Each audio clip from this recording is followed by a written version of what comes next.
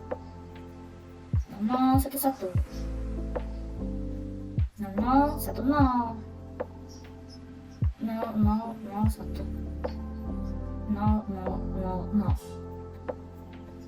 Nah, jadi benar ya, dia di apa namanya si ini, dari hasil ini kelihatan nggak? Aku takutnya dia nggak kelihatan, tapi ya pokoknya begini.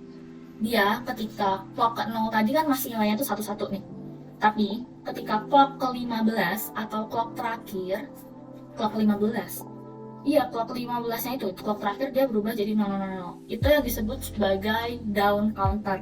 Dia dari 1111 menjadi 0000. Nanti kita bahas setelah manuin si asin daunnya dulu, atau sekarang aja. Bentar, aku foto dulu biar jelas. Oke, baru sangat benar foto kertasnya. Sekarang kita bakal buka di tablet aja.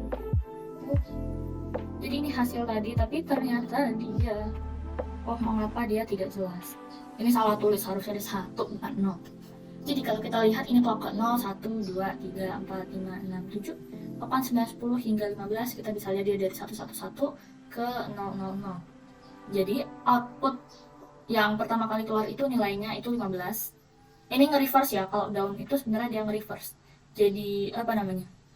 clock ke 0 itu menghasilkan desimal 15, clock ke 1 menghasilkan desimal 14, clock kedua menghasilkan desimal 13, clock ketiga menghasilkan desimal 12. Nih, 1100 kalau di reverse kan 0011 gitu. Jadi hasilnya ini. Dan gimana cara kita nge-track keluarannya tadi, ada yang namanya timing diagram. Ini tadi aku udah buat, dan di sini yang bakal kita tinjau itu adalah ketika dia keadaannya naik atau high. Karena dia, kita tadi pakai apa? Active high kan. Active high itu ketika sinyalnya dari bawah ke atas gini. High, ini low, high, low. Ini clocknya. Ketika clocknya high untuk yang ke 0 sih. Clock ke 0 kan kita nggak ngapa-ngapain clocknya. Ya, clock ke 0 dia itu kan bakal high nih. Maka key A, key bar A, karena kita down kita pakai key bar outputnya tadi kan. Key bar A nya itu bakal ikut high, key bar B nya itu ikut high, dan key bar C nya ikut high. Key bar D nya juga ikut high. Yang ngebedain itu, loh kenapa yang ini high-nya cuma sampai sini, yang ini high-nya sampai sono, sampai jauh. Nah, karena kalau si ini, clocknya si key bar A itu, ketika dia ini gini, aduh gimana ngomongnya, ini gini, itu gitu.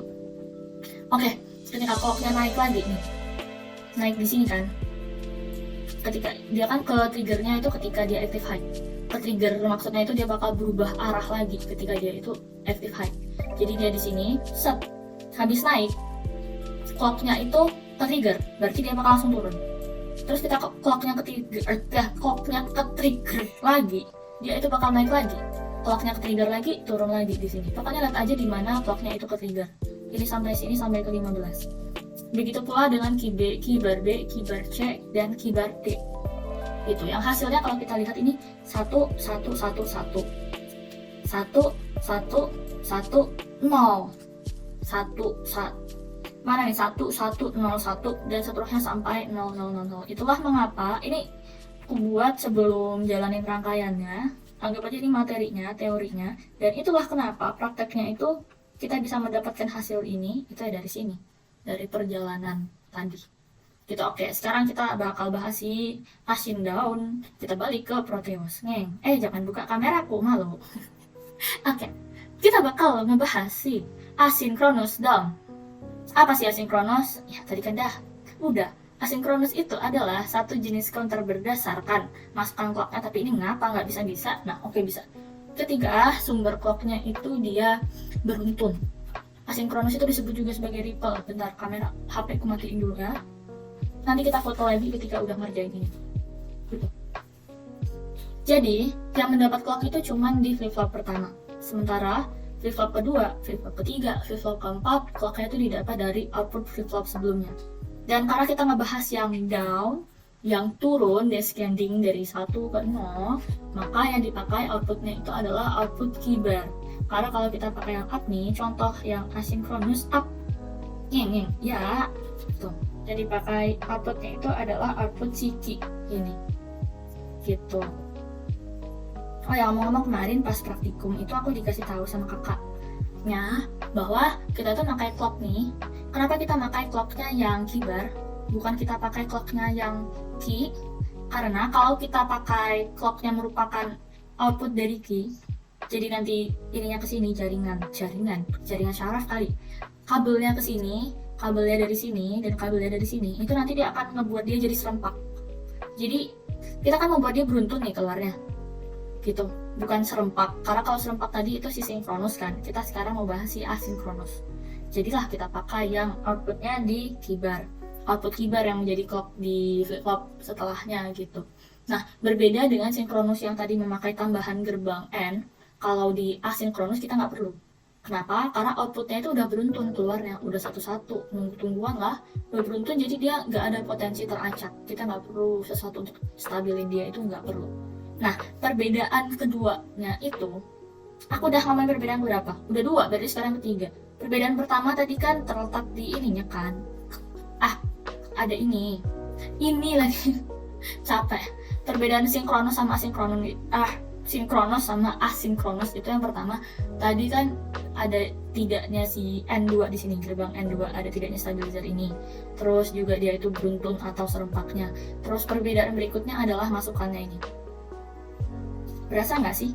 kalau masukkan input JK di semua flip-flopnya itu langsung dapat dari VCC.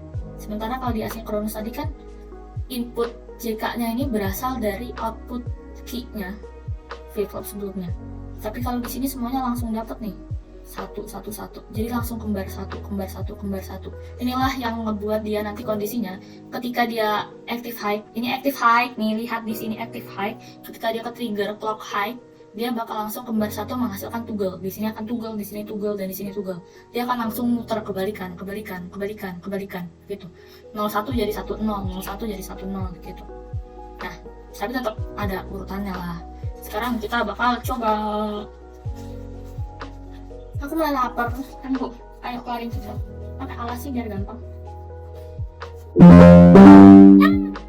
Biar break 3 running low. Bentar guys. Oke, sorry dari tadi aku pause berkali-kali untuk moto, untuk ngapain, untuk benerin jendela, tapi kita bakal balik lagi karena tadi ini baterainya low. Udah, just kok, tenang aja. Kita bakal langsung lanjut. Nih.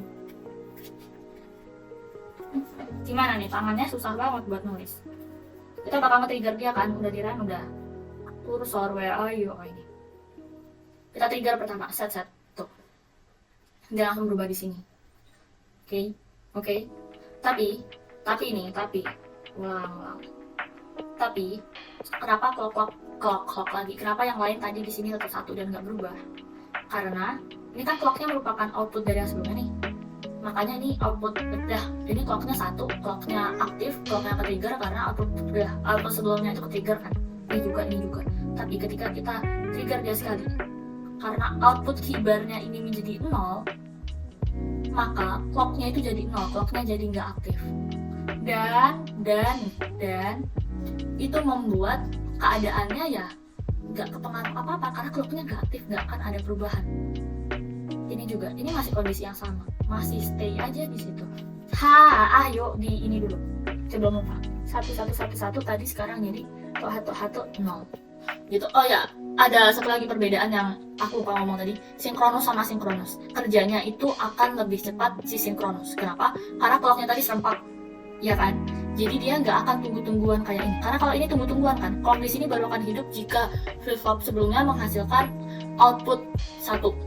Kalau nggak ya nggak hidup clocknya, tunggu-tungguan intinya kayak gitu. Makanya sekarang kita trigger lagi, set nih. Trigger berikutnya baru dia clock di sini hidup, terus di sini mati, nih hidup. Begitulah. 1101.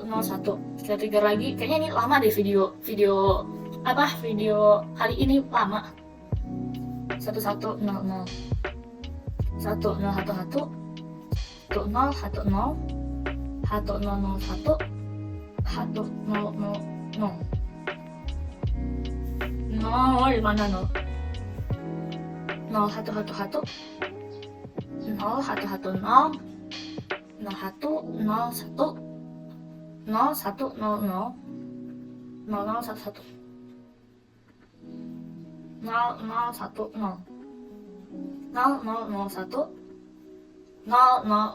Finally kita sudah mengisi ini kebalik.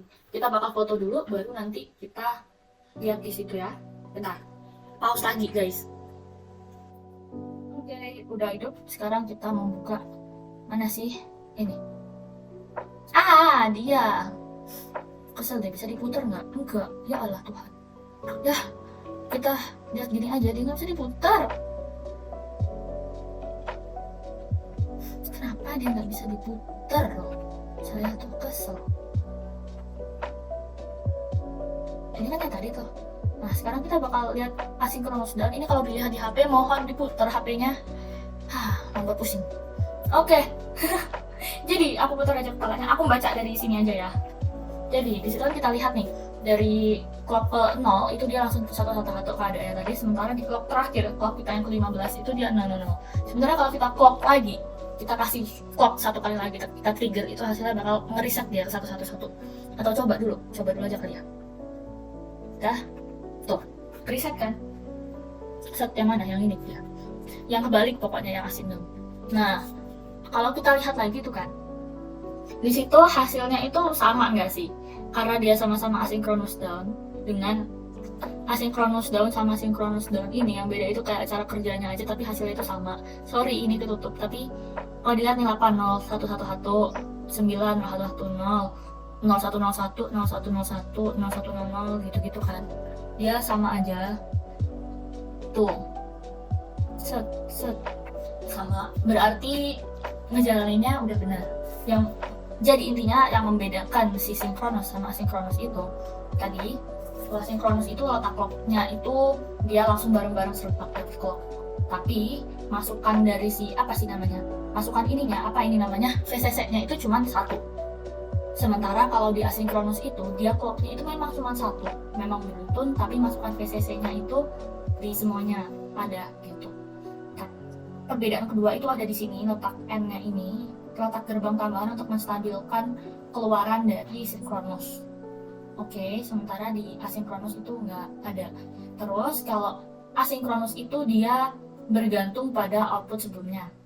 Ini juga bergantung pada output sebelumnya sih tentang inputnya. Tapi kalau asinkronus itu yang bergantung itu di clocknya. Sementara kalau sinkronus itu dia bergantung di output sebelumnya itu di yang inputnya ini. Jadi input JK-nya itu bakal bergantung sama output di clock sebelumnya. Sementara kalau asynchronous down itu clocknya ini akan bergantung pada output flip-flop sebelumnya gitu. Sehingga sebenarnya kalau di apa namanya realitanya itu synchronous akan lebih cepat daripada asynchronous down, karena dia langsung di trigger bareng-bareng gitu, langsung keluar hasilnya. Sementara kalau asynchronous down itu dia di trigger cuma satu, yang ini masih nunggu yang ini ke trigger, masih nunggu yang ini ke trigger, yang ini juga nunggu yang ini ke trigger gitu. Terus perbedaannya tadi yang up and down tadi, oh iya aku kenapa ngebahasnya down semua ya? Ya udah pokoknya yang up and down tadi, kalau up itu dia bakal menghitung dari 0 sampai 1, 0 sampai 1, 0 sampai semuanya 1 1 1. Sementara kalau yang down tadi dia akan descending dari 1 1 1 1 menjadi 0 0 0 0 gitu. Terus bedanya juga penempatan outputnya itu yang dipakai yang mana. Kalau down kan di sini kita pakai yang keybar nih, dan kita pakai keybar. Kalau yang up itu kita pakai output key-nya. Nih output key-nya yang kita pakai. Ya mungkin demikianlah yang dapat saya sampaikan tentang counter kali ini. Maaf videonya panjang banget daripada video-video sebelumnya karena emang banyak yang dijelasin. Oke, see you kapan, bye bye.